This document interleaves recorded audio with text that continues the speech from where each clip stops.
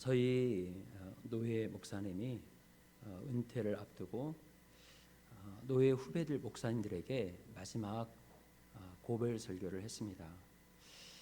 저는 그분이 노예 후배들의 목사님들에게 무슨 설교를 할까 궁금했고요.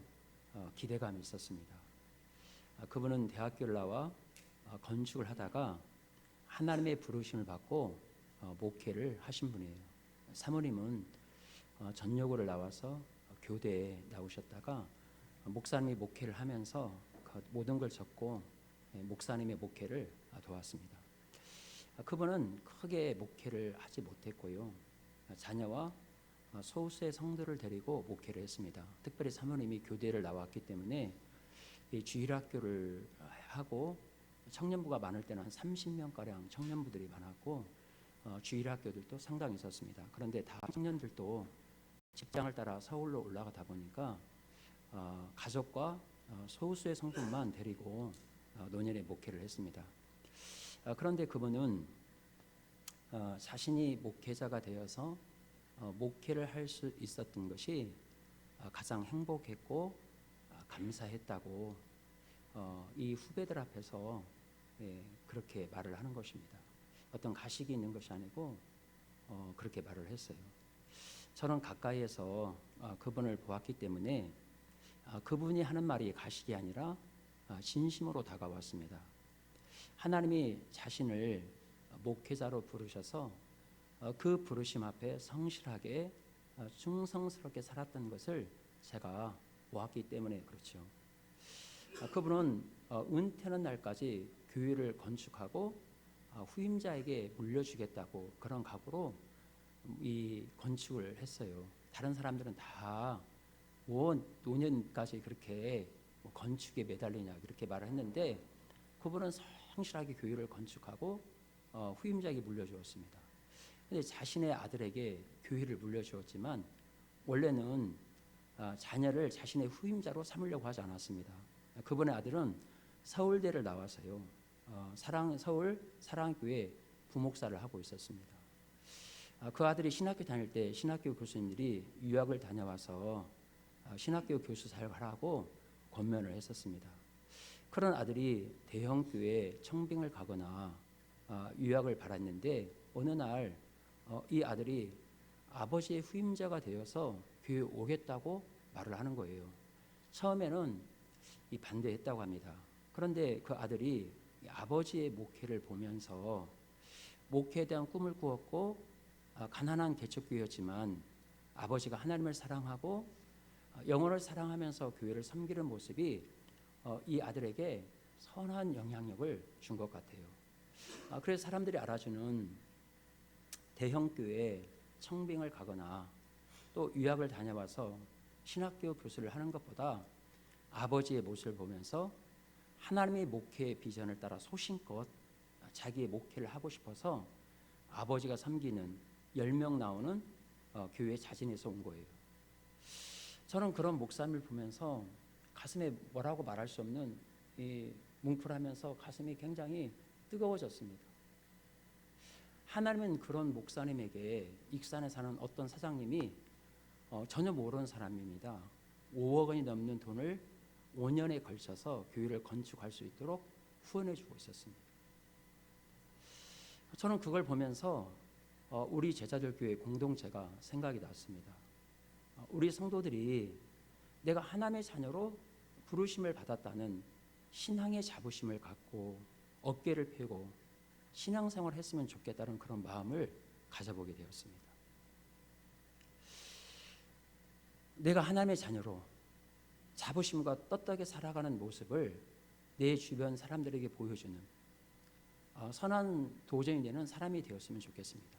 내가 어떤 많은 학벌을 배우지 못했을지라도 내가 많은 것을 가지고 있을지 않을지라도 비록 세상 사람들의 기준에 보았을 때 실패한 인생처럼 보일지라도 그러나 내가 하나님의 자녀로서 오늘 또 살아가고 있다는 것, 여러분 그것을 감사하면서 그렇게 살아가는 우리 성도들이 되었으면 좋겠다. 그런 마음이 제 가슴 속에서 막 울려 퍼졌습니다.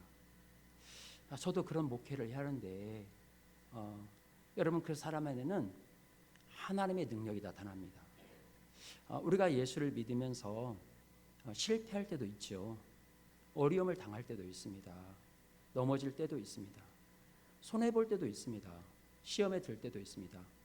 사람의 보기에는 큰 성공을 거두지 못하고 실패한 것처럼 보일 때도 있습니다. 조금 전에 소개했던 그 목사님도 목회를 처음 시작했을 때 좀 상당히 큰 건축을 했었거든요. 목회를 시작할 때는 아마 큰 꿈을 꾸었을 거라고 저는 생각합니다. 그런데 사람들이 알아주는 대형 교회를 이루지 못했습니다. 중형 교회도 이루지 못했습니다. 조금 부흥하다가 가족을 포함해서 목회 말년에 10명이 넘는 조그만한 성도들만 남았습니다. 그런데요, 그분에게는 자신을 구원해 주시고 목회자로 부르신 그 하나님에 대한 감사가 있었고 프라이드가 있었어요. 그리고 그분 앞에 성실하게 충성하게 살면서 자신의 소명을 감당한 것입니다. 여러분 그 소명을 감당하기 위해서 얼마나 몸부림쳤을까요? 얼마나 하나님 앞에서 많이 울었을까요?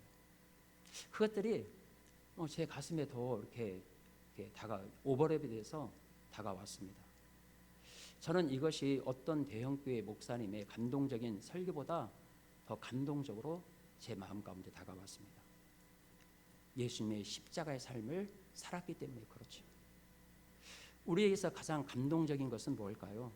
세상 사람이 알아주는 어떤 대형적인 성공보다는 묵묵히 나의 주신 십자가를 지고 그 길을 가는 모습을 볼 때 그것처럼 도전이 되는 것이 없는 것 같아요. 제가 보는 입장은 그렇습니다.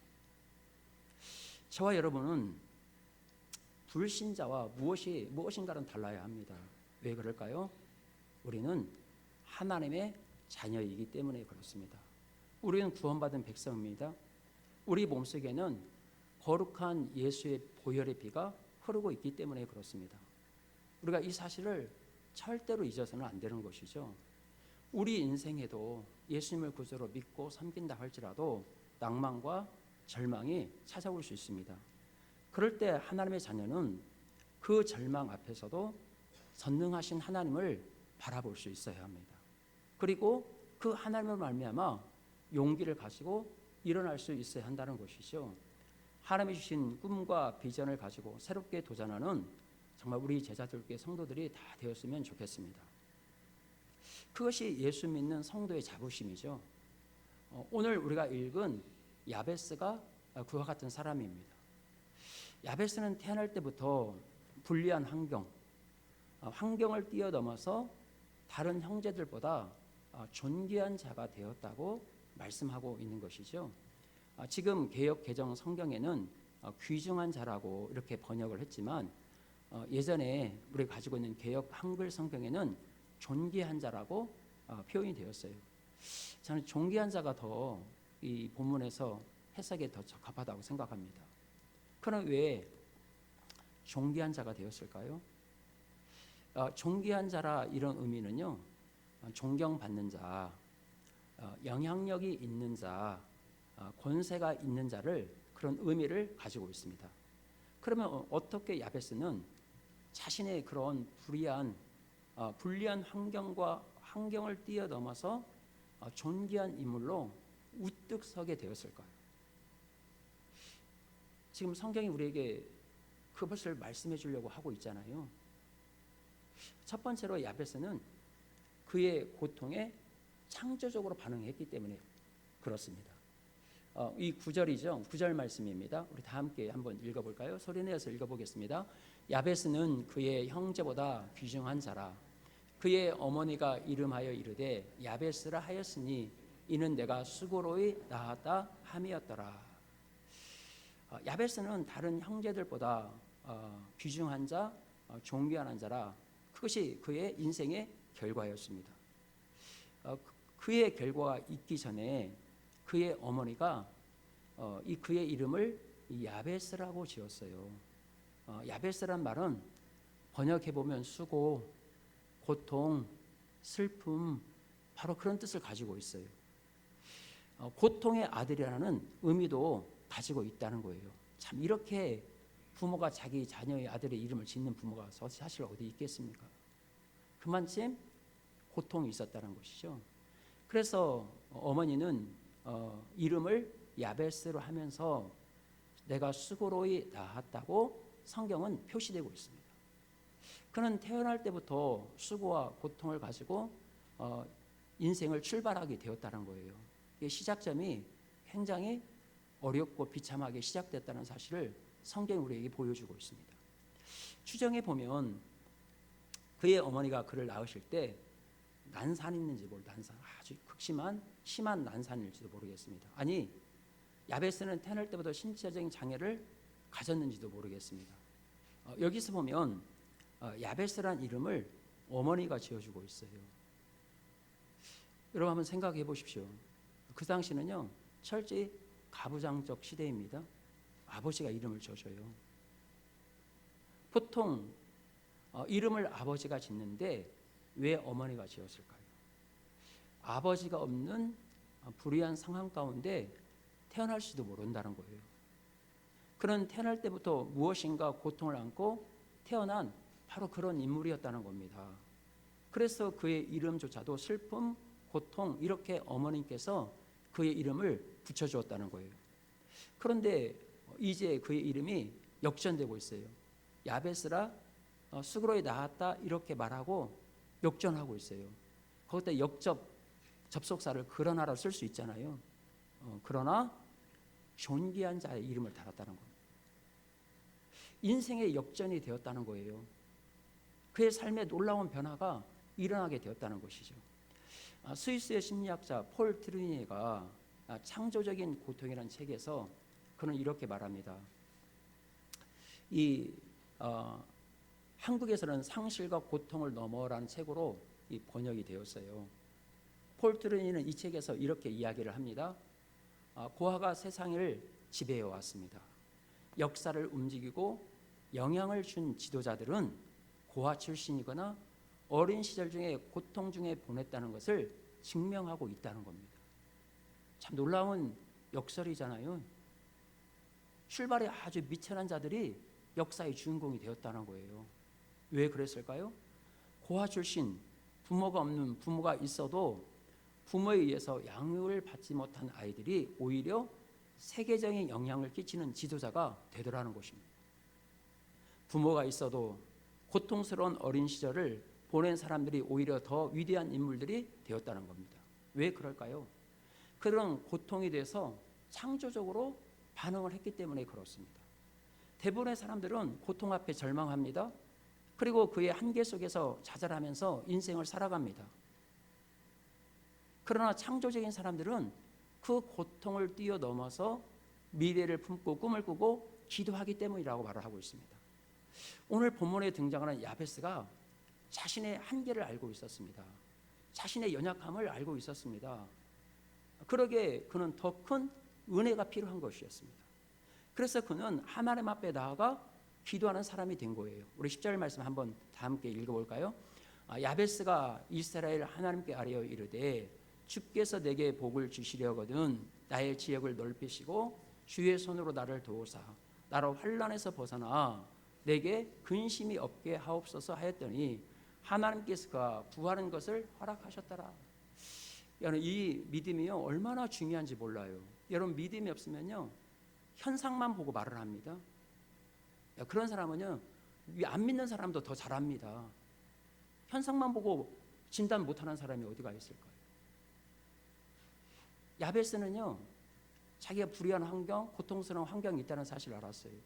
근데 어느 날 하나님의 말씀을 듣다가 깨달은 것이 있어요. 내 인생에 복을 주시는 분이 하나님이라는 사실을 깨달은 거예요. 그래서 오늘 이렇게 말하잖아요. 야베스가 이스라엘 하나님께 아뢰어 이르되, 아뢰었단 말은요 이 히브리어 말로 이 아뢰란 말이 카라랍니다. 카라. 이것은 보통 아뢰는 정도가 아니에요.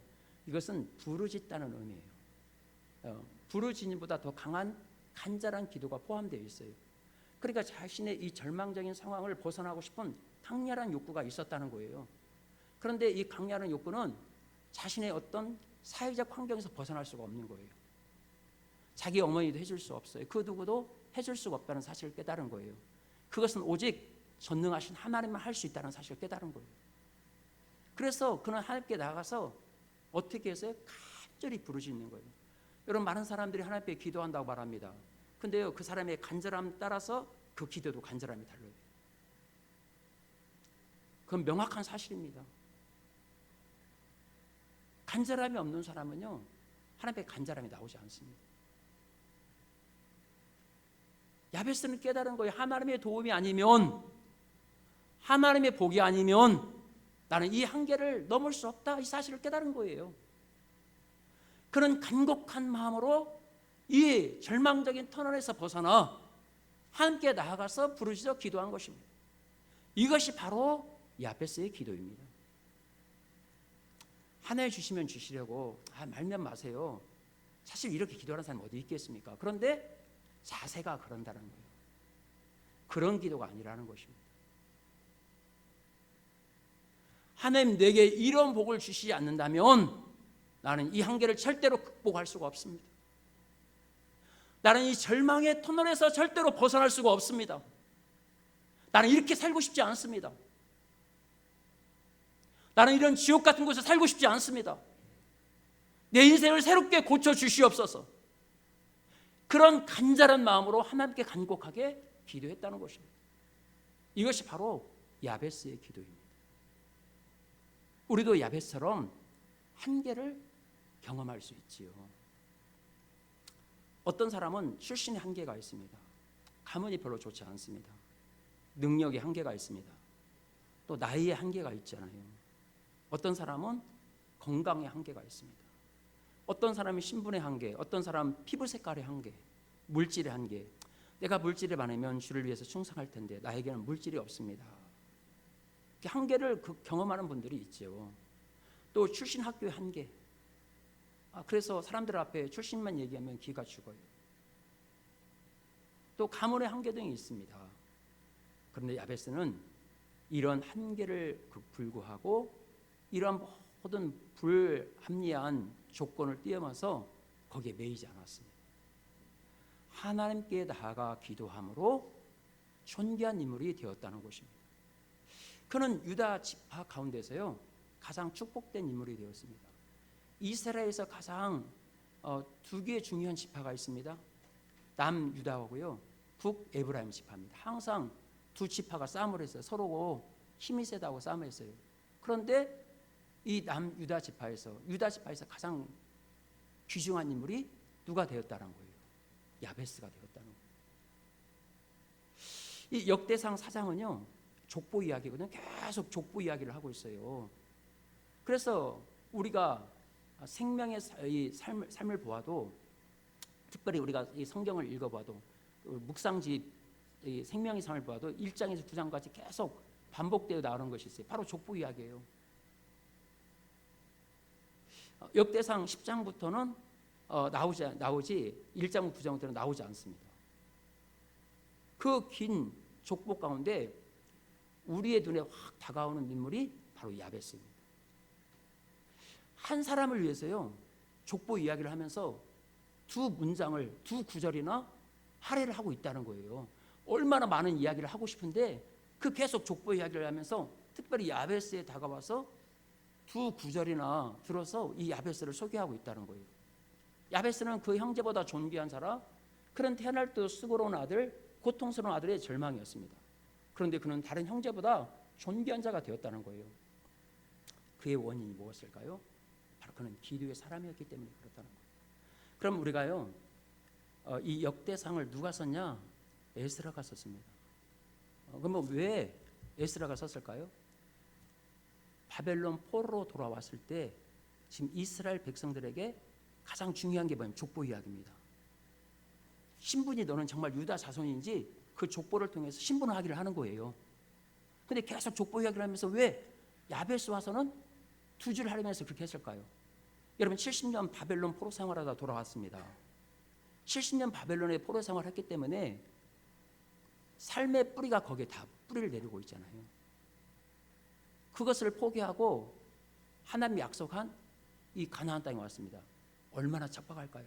다시 모든 것을 새롭게 갖고 해야 돼요. 일구어야 한단 말이잖아요. 힘들잖아요. 그래서 지금 족보 이야기를 하다가 딱 야베스가 나왔을 때 그분을 주목해서 말하고 그래요. 봐라, 야베스를 봐라. 우리처럼 이렇게 척박하고 어려운 가운데 그는 태어났지만 그가 기도함을 통해서 유다 지파의 가장 위대한 인물이 되었다. 우리도 지금 척박하고 어렵고 절망 가운데 있지만 우리도 야베스처럼 기도하면 모든 민족이 뛰어난 민족이 될 거라는 것을 지금 이 에스라는 설교를 통해서 그들에게 확신을 심어주고 있는 거예요.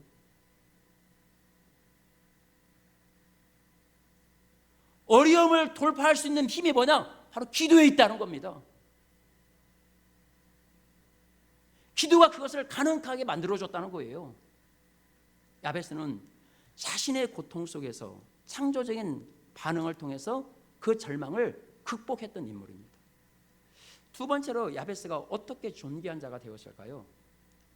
야베스는요, 내 인생에 진정으로 축복을 줄 수 있는 분이 하나님만이 주실 수 있다는 사실을 믿었습니다. 아주 굉장히 중요한 겁니다. 여러분, 나는 정말 누가 내 인생에 복을 준다고 믿으십니까? 하나님이 내 인생에 복을 준다 하면 그 사람은 신앙생활 바르게 달라집니다. 그럴 때 내가 하나님 앞에 어떻게 살 것인가 나오는 거예요.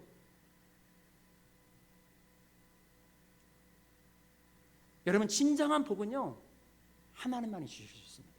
그래서 오늘 10절에서 야베스는 하나님께 나아가서 기도합니다. 이스라엘 함께 아뢰어 이르되, 바로 아브라함 하나님, 이삭의 하나님, 축복의 하나님 앞에 나가게 된 거예요. 진정으로 자기의 인생의 도움이 어디서 올지를 그는 아주 명확하게 알고 있었습니다. 여러분, 우리의 인생의 도움은 어디서 올까요? 진정한 도움은 시편에 봅니다. 여호와께 있다고 말합니다. 하나님 외에는 우리의 인생에 도울 자가 없다고 말을 합니다. 그래서 시편 146편 3절은 이렇게 말합니다. 다 함께 읽어보겠습니다. 귀인들을 의지하지 말며 도울 힘이 없는 인생을 의지하지 말지니. 여러분, 귀인들 또 권력 있는 자들, 힘인 자를 의지하지 말며 도울 힘이 없는 인생을 의지하지 말지니. 여러분, 왜 그럴까요? 그들은 다 흙으로 돌아가기 때문에 그렇습니다. 5절입니다. 시편 146편 5절입니다. 다 함께 읽겠습니다. 야곱의 하나님을 자기의 도움으로 삼으며 여호와 자기의 하나님에게 자기의 소망을 둔 자는 복이 있도다. 여러분, 전능하신 하나님, 그 하나님께 소망을 두는 자가 진정한 축복의 대상이 될 수 있다고 말을 하고 있는 것입니다. 야곱을 축복하신 하나님. 여러분, 우리가 야곱을 어떻게 하나님의 축복이 있는지 알잖아요. 그럼 빈털터리로 갔잖아요. 밭다람으로 아무것도 빈털터리 없습니다. 근데 그 삼촌 라반이 어떤 사람입니까? 자기보다 더 속이는 사람이에요. 그런데 하나님이 함께 하시니까 때를 이루는 부자가 된 거예요. 야베스는 알고 있는 거예요. 자기의 인생의 복이 사람에게 있는 것이고 어떤 능력 있는 사람에게 있는 것이고 오직 여호와 하나님에게 있다는 사실을 깨달은 것입니다. 여러분, 부모를 의지하면요, 부모가 줄 수 있는 것으로 인생을 살아갑니다. 학교를 의지하면요, 학교가 줄 수 있는 인생으로 살아가는 거예요. 그러나 여호와 하나님을 의지하면 하나님이 주시는 위대한 것으로 인생을 살아갈 수 있습니다. 하나님을 의지하면 하나님이 주시는 것으로, 하나님은 우리에게 늘 좋은 것, 아름다운 것, 신령한 것, 충만한 것으로 부어주십니다. 그래서 하나님을 만나면 그 인생이 변화되는 거예요. 하나님이 위대하신 분입니다. 전능하신 분입니다. 전능하신 뿐만 아니라요, 하나님은 진실하시는 거예요. 긍휼이 풍성하신 분입니다. 그렇기 때문에 부족함이 없어요. 하나님을 만난 인생은 비전이 달라지고 꿈이 달라지는 것입니다. 비전의 크기도 달라집니다. 왜 그럴까요? 하나님은 위대하신 분이기 때문에 그래요. 여러분, 하나님을요, 내 손 안에 그런 분이 아닙니다. 천지를 만드신 하나님이셔요. 그래서 성경 우리에게 입을 크게 벌라고 말하는 거예요. 우리의 믿음이 작기 때문에 그렇게 받는 것이지, 우리의 믿음의 크기를 분량을 크게 되면 하나님이 채워주는 거예요. 하나님께 나아간 자는 반드시 그가 계신 것과 자기를 찾는 자들에게 상 주심을 믿어야 할지니라. 우리가 종종 하나님께 나가 복을 달라 하면 기복주의 아닌가 이런 생각해요. 그래서 이 야베스의 기도에 대해서 어떤 많은 사람들이 기복주의 신앙이다 이렇게 말한 분들이 있었거든요. 그렇지 않지요. 성경은요, 복의 이야기로 가득 차 있습니다. 위대한 다윗도 하나님께다가 복을 구했습니다. 사무엘하 7장 29절 다 함께 읽어볼까요? 주의 집에 복을 주사 주의 종의 집에 영원히 복을 받게 하옵소서 하니라. 오늘 야베스는 하나님께 나아가 이 복을 구한 것입니다. 하나님이 내게 복을 주시려거든 내 지경을 넓혀 주옵소서. 우리가 신앙과 신앙의 복과 기복적인 복을 구별할 수 있습니다. 여러분, 하나님으로부터 세상으로부터 받은 것을 나만을 위해서, 그건 기복주의입니다.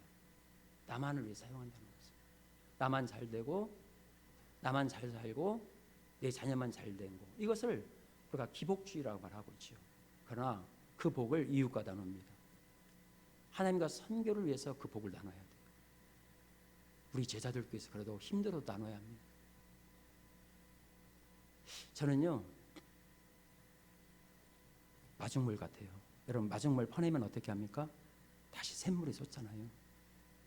근데 우리가 퍼내지 않으면요, 잘 될 것처럼 보이지요? 그렇지 않습니다. 썩습니다.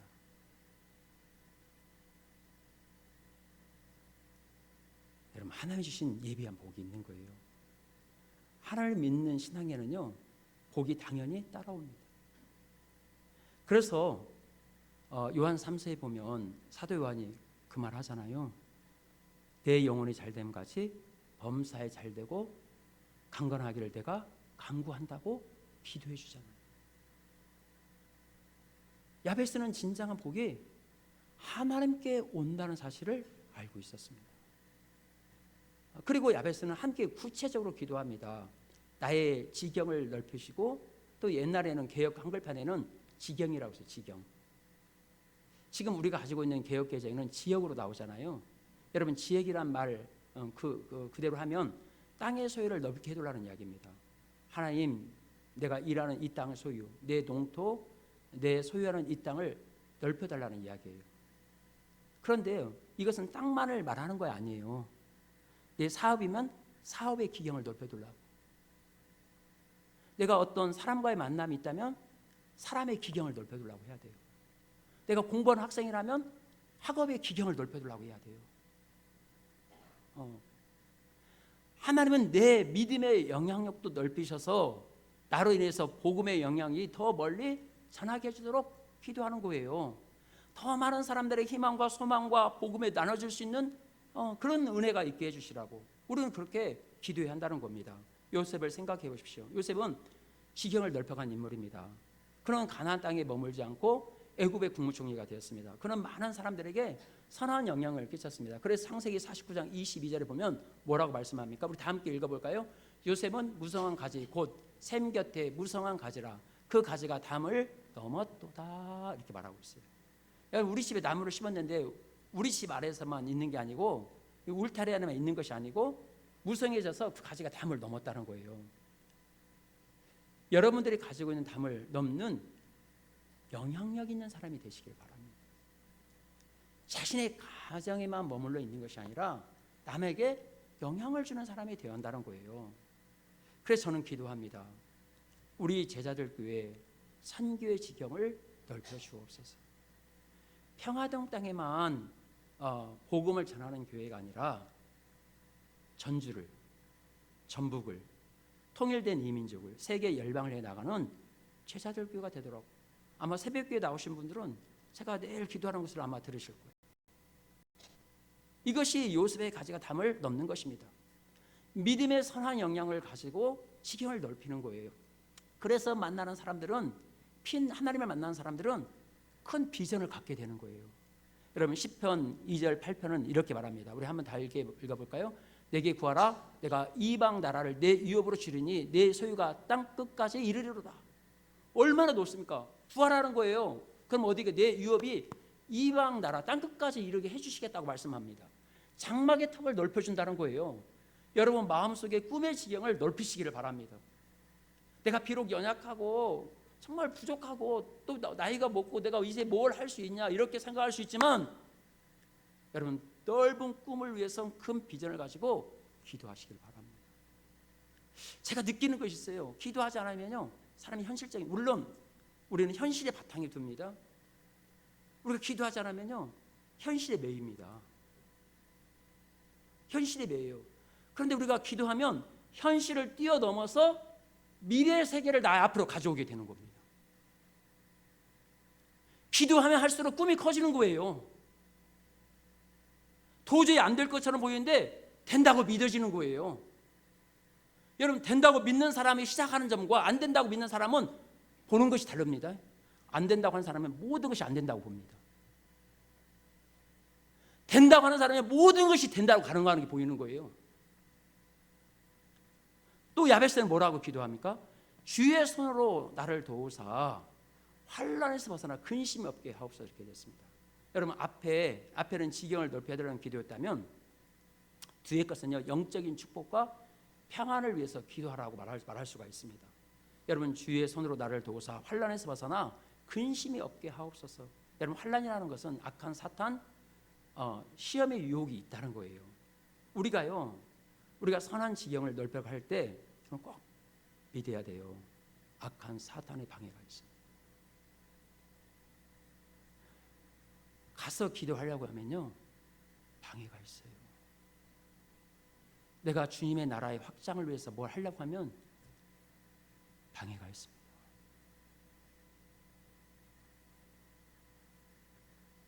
시간이 없기 때문에 한 예화를 못 썼는데 여러분 방해가 있습니다.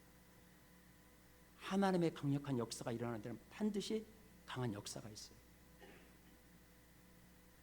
사단은 오늘 또 선교의 영역이 넓혀지는 걸 원치 않습니다. 복음 전파되는 것을 원치 않습니다. 그래서 오늘 야베스는 기도한 거예요. 환난에서 벗어나 근심이 없게 하옵소서. 악한 사단의 세력을 물리치고 내가 이 하나님의 평안과 축복을 누리게 해달라고 그런 기도하고 있는 거예요. 여러분을 맡고 있는 모든 악한 세력들은 예수의 이름으로 나갈 때 여러분 도망가는 줄 저는 믿습니다. 여러분 신명기 28장 7절 말씀을 다 함께 한번 읽어볼까요? 다 함께 읽어보겠습니다. 여호와께서 나를 대적하기 위해 일어난 적군들을 내 앞에서 패하게 하시리라. 그들이 한 길로 너를 치러 들어왔으나 내 앞에서 7길로 도망하리라. 여러분 우리의 기도 제목이 바뀔 필요가 있습니다. 하나님 우리의 소유를 넓히시되 우리의 지경을 넓혀 주옵소서. 하나님 나라의 선교를 위해서 내가 일할 수 있는 물질과 지경과 영역과 능력을 우리에게 부어 주옵소서. 우리의 기도가 바뀌어야 돼요. 여러분 야베스의 기도를 가장 많이 드린 사람이 누구일까요? 한번 생각해 보십시오. 유대인이죠. 유대인. 그들은요 구약을 경전으로 알고요 매일 외웠습니다. 유대인들은 이 야베스 기도를 가장 많이 드렸어요. 야베스의 기도의 축복을 가장 많이 받은 민족이 바로 유대인입니다. 여러분 미국 인구가 2억이 조금 넘습니다. 그런데 유대인들은 약 3%가 된다고 그래요. 600만 정도가 돼요. 그런데 놀랍게도요 미국 사회에서 가장 영향력 있는 사람 유대인들입니다. 2차 전쟁 때 미국으로 넘어온 거예요. 세계적인 신문 뉴욕타임즈, 워싱턴 포스트가 다 유대인 소유입니다. 미국의 메이저 방송 MBC, CBS, ABC가 다 유대인의 소유입니다. 나사의 과학자가 절반이 유대인이라고 말합니다. 미국 변호사의 절반이 유대인입니다. 미국 의사의 절반이 유대인입니다. 슈라기 공원, 신들리스터 등 여러 가지 대작을 만든 스티븐 스필버그 감독이 바로 유대인입니다. 그들은 야베스의 기도를 줄기차게 드린 거예요. 나의 지경을 넓히시고 주의 손으로 나를 도우사 환난에서 벗어나 근심이 없게 하옵소서. 이 기도를 그럼 매일 드리는 거예요. 유대인처럼 그 태생의 절망적인 민족이 어디가 있습니까? 나라를 잃은 슬픔을 가지고 2000년 동안 방황했던 바로 민족이 유대인 아닙니까? 근데 그들은 거기에 머물러 있지 않았어요. 원망과 탄식으로 머물러 있지 않았어요. 하나님 앞에 나가 그들은 기도함으로써 가장 존귀한 자리에 된 거예요. 세계에서 가장 영향력을 끼치는 인물들이 된 거예요. 여러분, 내 인생을 어떻게 사시겠습니까? 내 자녀들이 어떻게 사시겠습니까?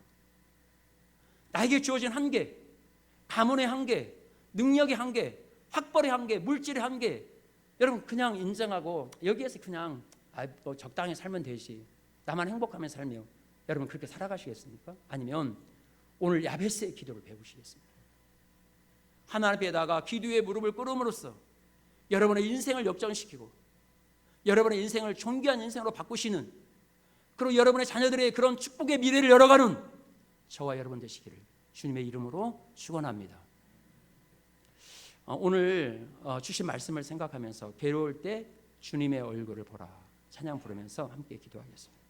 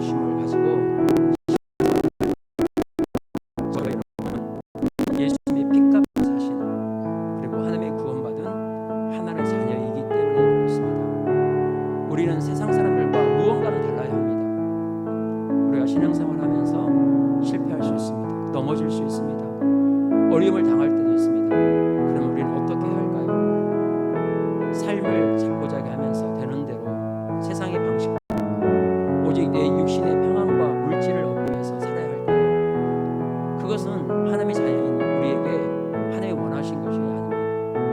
하나님은 우리가 야벳처럼 고통스러운 환경, 절망적인 환경이 주어졌지만 그 모든 것을 알고 있습니다. 야벳은 알았습니다.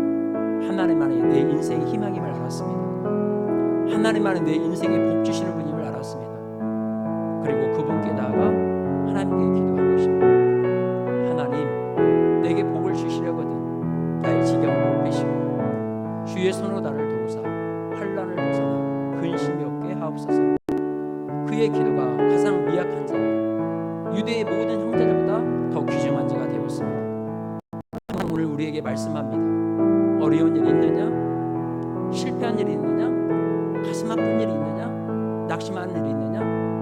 야베스처럼 기도하라고 말씀합니다. 야베스의 기도를 배우고 그 말씀을 붙잡고 기도하라고 말씀합니다. 오늘 주신 말씀을 생각하면서 우리 주여 한번 부르고 기도하겠습니다.